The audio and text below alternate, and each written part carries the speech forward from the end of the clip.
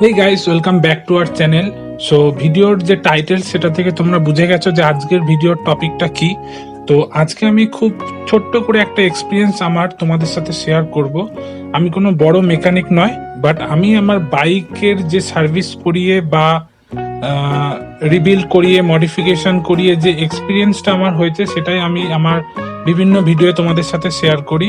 তোমরা যদি এই ভিডিওর মারফত চ্যানেলে প্রথম এসে থাকো, আমি তোমাদের প্রত্যেককে রিকোয়েস্ট করব, প্লিজ সাবস্ক্রাইব করো। তোমাদের সাপোর্ট ছাড়া কোনোভাবেই ভালো কাজ করা সম্ভব নয়, তাই তোমাদের সাপোর্টটা খুব দরকার। Please subscribe. আর বলে রাখি, আমাদের চ্যানেলে সাধারণত কি ধরনের ভিডিও তোমরা দেখতে পাবে না, এই ধরনের বাইক রিলেটেড বিভিন্ন টিপস, মানে কিভাবে তুমি তোমার বাইককে ভালো রাখবে, তার পাশাপাশি বাইক মেনটেনেন্স এবং বাইক নিয়ে ট্যুর। বলে রাখি, আমরা মে মাসে বাইক নিয়ে Sikkim, north east Sikkim tour করতে চলেছি, যেটা ভীষণ ইন্টারেস্টিং হবে। আমরা বেশ কজন বন্ধু মিলে যাব। সো প্লিজ সেই ভিডিওগুলো সবার আগে দেখার জন্য সাবস্ক্রাইব করে বেল আইকনটা ক্লিক করে নাও। আর পরবর্তী ভিডিও আশা করি তোমরা প্রত্যেকটা ভিডিও নোটিফিকেশন পাবে এবং দেখবে। তো চলো আজকের যে টপিক সেই টপিকে আসা যাক। তো আমার যেটা ফার্স্ট বাইক ছিল, আছে এবং চেষ্টা করব যতদিন থাকবো রাখার, যতদিন পার্টস পাওয়া যাবে, কারণ জেনুইন পার্টস অ্যাভেলেবিলিটি আস্তে আস্তে খুবই দিনকে দিন কি হচ্ছে কি নতুন মডেল মানে খুব কম সময়ের মধ্যে আপডেট হয়ে যাচ্ছে, যার ফলে একটা বাইকের মানে ডিউরেশন ম্যাক্সিমাম হচ্ছে 2 থেকে 3 বছর, তার মধ্যে সেটা নিউ ভার্সন বেরিয়ে যাচ্ছে। যার ফলে কি হয় না, পুরোনো ভার্সনের যে স্পেয়ার পার্টস, ইঞ্জিন পার্টস নয় বডি পার্টস, সেটা পাওয়া খুব ডিফিকাল্ট হয়ে যায়। তো আমার হিরো হন্ডা হাংটাকে মেনটেন করার জন্য আমি বেশ কিছু পার্টস কিনে রেখেছি। কি কি পার্টস সেগুলো কিনে রাখা দরকার সেটা প্রিভিয়াস ভিডিও তোমরা দেখতে পাবে। এবং আমার যে Hero Honda Hunk 2007 first model, সেটা at first it was black colour and after that আমি এটাকে পেন্ট করিয়েছি কি কালার তোমরা দেখতে পাচ্ছ, হোয়াইট কালার। এবার এটার যে পার্ট বাই পার্ট প্রত্যেকটা ভিডিও তোমরা চ্যানেলে দেখতে পাবে। এবং এই যে গাড়িটা তোমরা দেখতে পাচ্ছ এই মুহূর্তে, এটার হ্যানো পার্টস নেই যেটা আমি চেঞ্জ করিনি। এবং তার জন্য কত খরচা হলো মানে ইঞ্জিন রিবিল্ড টোটাল কস্ট কত, মডিফিকেশন কস্ট কত, এ টু জেড প্রত্যেকটা ইনফরমেশন পাবে। তোমাদের যদি ভালো লাগে অবশ্যই প্লে লিস্টটা প্লিজ চেক করো। আরো অনেক ভিডিও তোমরা পাবে, শুধু হাঙ্ক বলে না, আমার জিক্সার, ফেজার, অ্যাপ্রিলিয়া নিয়ে আমাদের দার্জিলিং ট্যুর আছে, সেই ভিডিও পাবে। তো যাকে মেন টপিক থেকে সরে যাচ্ছি বারবার। তো আসলে কি হয় না, বাইক নিয়ে যদি আমি বলতে থাকি মানে কোথা থেকে কোথায় চলে যাই বুঝতেও পারি না। যাই হোক, তো ইঞ্জিন রিবিল্ড করার পর ইঞ্জিনের যে কন্ডিশন থাকে আর কোম্পানি ফিটেড যে ইঞ্জিন, মানে আমি এটাই বলতে চাইছি যে নতুন হিরো হন্ডা হাঙ্কের চালিয়ে যে এক্সপিরিয়েন্স আমার হয়েছে, তার সাথে আমি যে ইঞ্জিনটা কমপ্লিটলি রিবিল্ড করিয়েছি, রিবিল্ড মিনস পুরো ইঞ্জিনটাকে ডিসমেন্টাল করিয়েছি। আর সব বলছি আস্তে আস্তে। ডিসমেন্টাল মানে কি, পুরো পার্ট বাই পার্ট প্রত্যেকটা স্পেয়ার পার্টস খুলিয়ে যেগুলো প্রয়োজন প্রত্যেকটা চেঞ্জ করিয়েছি। যেমন ধরো আমার যে ইঞ্জিনটা করিয়েছি, কি কি নতুন হয়েছে শুনলে মানে মাথা খারাপ হয়ে যাবে আর কি, যে এত খরচা হয়েছে। কত খরচা হয়েছে সেটা এক্সাক্ট জানার জন্য ভিডিওটা তোমাদের দেখতে হবে, প্লে লিস্টে পেয়ে যাবে। তো আমি বলি, আমার ক্লাচ প্লেট একদম একটা সাইড থেকে শুরু করছি। ক্লাচ প্লেট, ক্লাচ হাউজিং আর কি, ক্লাচ অ্যাসেম্বলি যেটাকে বলে, কমপ্লিটলি চেঞ্জ। তার পাশেই থাকে ডিপিটি পেনিয়াম, সেটা চেঞ্জ। তারপর সিলিন্ডার কিট চেঞ্জ, তারপর ভালভের তোমার ভালভ অয়েল সিল চেঞ্জ, তারপর কি বলে ক্র্যাঙ্কশ্যাফট চেঞ্জ, তারপর রকার আর্ম চেঞ্জ, প্লাস তোমার যে যেটা থাকে না তোমার পিস্টনের সাথে কানেক্টিং রড, ওই যে কমপ্লিট সেটআপ, কমপ্লিট চেঞ্জ। মানে বলতে পারো একটা নতুন ইঞ্জিন তৈরি হলো। আর এই ধরনের কাজ যখনই করাবে তখন আমি রেকমেন্ড করব সবসময় এক্সপেরিয়েন্স যে মেকানিক তাকে দিয়ে কাজ করাও, তা নাহলে গাড়িটা মনের মতো হবে না। কারণ আমরা যখনই অনেকগুলো টাকা বাইকে ইনভেস্ট করছি, তখন আমাদের যে মূল্যবান টাকা সেটা তো তোমাকে সেটা রিটার্ন পেতে হবে, মানে থ্রু ইঞ্জিন যেটা তুমি কাজ করাচ্ছ সেটার মাধ্যমে তোমার স্যাটিসফাই হতে হবে। তো যে তুমি যে কাজটা করালে, বাইকটা যখন চালাবে সেই যে ফিলটা, নতুন বাইকের যে ফিল, সেটা তো পেতে হবে। তো সেটা পাওয়ার জন্য অলওয়েজ তোমাদের একটা ভালো মেকানিক চুজ করতে হবে।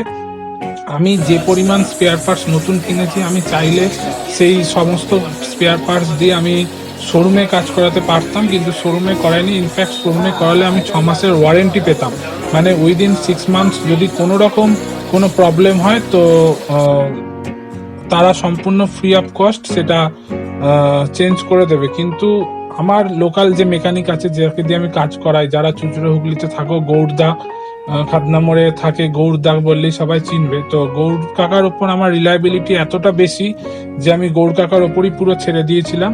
তো তোমরা দেখতে পাচ্ছ যে গাড়ির কাজটা যখন হয়েছিল তখন সম্পূর্ণ দোকানটা ফাঁকা ছিল, কারণ ফ্রাইডে আমি স্পেশালি আমার গাড়ির জন্যই দোকান খুলিয়েছিলাম এবং কাজ করিয়েছিল। তো বাইক আমরা প্রত্যেকেই চাপি, আমরা কেউ প্রয়োজনে চেপে থাকি আর কেউ শখে চেপে থাকি। প্রয়োজনে চাপলে গাড়ির প্রতি অতটা যত্ন নেওয়া সম্ভব হয় না, কিন্তু শখে যারা আমরা বাইক চাপি, বাইকার্সরা আমার মতো অনেকেই আছে যারা বাইকের যত্ন খুবই নিয়ে থাকে, ভালো লাগে আর কি। বাইকটা আমাদের একটা ফিলিংসের জায়গা, ইমোশনের জায়গা। তো সেইখানে দাঁড়িয়ে মানে এই খরচাটা করাটা সম্পূর্ণ মনে হয় কি বলবো, একটা নিজের জন্যই খরচা করছি, কারণ আলটিমেটলি তো সেটা আমি ইউজ করব। তো সেই রকমই কাজটা হয়েছে। তো রিবিল্ড ইঞ্জিন আর কোম্পানি ফিটেড ইঞ্জিনের মধ্যে ডিফারেন্স তখনই হয়ে যায় যখন তুমি মেকানিক সিলেকশনটা ভুল করবে। মানে ধরো একটা গাড়ি যখন কোম্পানি থেকে ফিট হয়ে আসছে, obviously that is the best and best, মানে বেস্ট অফ বেস্ট, ঠিক আছে। কিন্তু যখনই তুমি সেটা রিবিল্ড করবে তখন আমি তোমাদের রিকমেন্ড করবো যে টাকার কম্প্রোমাইজ প্লিজ করো না। মানে হয়তো দেখবে যে একজন ভালো মেকানিক কাজ করলে সে 3-4 হাজার টাকা নেবে, আর যদি কেউ এমনি মানে আনএক্সপিরিয়েন্স কেউ যদি কাজ করে তো তার সাথে লেবার চার্জ হয়তো 1-1.5 হাজার টাকা ডিফারেন্স হয়ে যাবে। তো সেই 1-1.5 হাজার টাকা বাঁচাতে গিয়ে তুমি কিন্তু তোমার ইঞ্জিনটাকে বাইকের একদম মানে যা তা করে ফেলবে সে। তো আমি বলবো এটাই যে 1-1.5 হাজার টাকার মায়া করো না, 1-1.5 হাজার টাকা বেশি খরচ করো। বাইকের সাথে কম্প্রোমাইজ মানে ইঞ্জিনের সাথে, রিলায়েবিলিটির সাথে, ওটার সাথে কম্প্রোমাইজ করো না, কারণ 1-1.5 হাজার টাকা যেটা তুমি বেশি ইনভেস্ট করবে সেটা তুমি ইঞ্জিন মারফত রিটার্ন পেয়ে যাবে। সো মেকানিক যদি এক্সপিরিয়েন্স হয় আর পার্টস যদি জেনুইন হয় তো অবভিয়াসলি তোমার রিবিল্ড ইঞ্জিনও নতুনের মতোই হবে। ইনফ্যাক্ট আমার হয়েছে, আমি যখন আমার বাইকটা স্টার্ট দিয়ে রাখি মোটামুটি 2 হাত দূর থেকে কোনো রকম কোনো তুমি নয়েজ পাবে না, মানে ইঞ্জিনটা এত স্মুথ। মানে ইনফ্যাক্ট হিরো শোরুমে গিয়ে আমি যখন দেখিয়েছি যে এই বাইকটা কিরম, মানে এমনি আর কি চেনা জানা আছে বলে দেখিয়েছি, তো ওরা বিশ্বাস করেনি যে এই গাড়িটায় মানে ইঞ্জিন করিয়েছি। ওরা বুঝতে পারছে না যে এই গাড়িটা ইঞ্জিন হয়েছে, ভাবছে যে কোম্পানির ইঞ্জিনটাই এখন এরকম রয়েছে। তো বন্ধুরা আমি তোমাদের সাথে এটাই শেয়ার করব যে বাইকের যদি তোমরা ইঞ্জিনের কাজ কমপ্লিট করাও তো মোটামুটি হাতে তোমাদের 10,000 টাকা নিয়ে নামতেই হবে। মোটামুটি সিলিন্ডার, ক্লাচ, অ্যাসেম্বলি, হেড এসবের কাজ করালে, ইনক্লুডিং তোমার মেকানিক, ভালো কাজ করাতে গেলে সস্তার কথা আমি বলছি না, কারণ সস্তার কাজ করালে অনেকেই তোমায় কমে করিয়ে দেবে, কিন্তু সেই কাজের পর তোমাকে তার কাছে বারবার যেতে হবে। আর এই ভিডিওতেই তোমরা যারা প্রথম এসছো আমি বলে রাখি, হিরো হাঙ্ক আমার প্রচুর ফেভারিট গাড়ি, তাই তোমরা হয়তো বুঝতে পারছো না। হিরো হাঙ্কের ওপর আমার প্রচুর সিরিজের ভিডিও রয়েছে, আগে দেখতে পাবে। তো কিভাবে মডিফাই করেছি, আরো আদার্স অনেক বাইক আছে।